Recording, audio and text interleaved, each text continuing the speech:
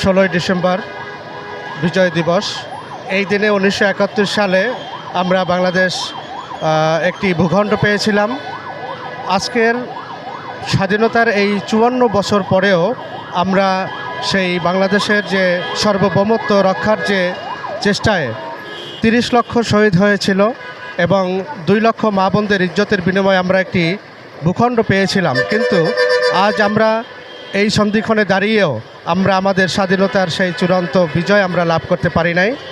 সেই জায়গা থেকে আমি বাংলাদেশবাসীকে বলবো যে আমরা 24-এর পরে আজকের এই প্রথম আমরা একটি সুন্দর পরিবেশে আজকের এই বিজয় দিবসকে পালন করতে পেরেছি, সক্ষম হয়েছি এবং নিজেদের স্বাধীনভাবে কথা বলার সুযোগ পেয়েছি। বিগত ফ্যাসিস্ট আমলে এদেশের মানুষ কোলঠাসা অবস্থায় ছিল, যারা সক্রিয়ভাবে মাঠে ঘাটে কখনোই কথা বলতে পারে নাই।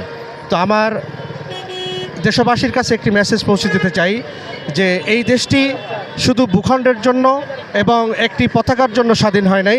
এ দেশটি গোটা মানুষের মুক্তির জন্য এদেশ স্বাধীন হয়েছিল এবং সেখানে কৃষক, শ্রমিক এবং সর্ব লেভেলের মানুষের বাকশক্তিকে স্বাধীন করার জন্যই এদেশ স্বাধীন হয়েছিল।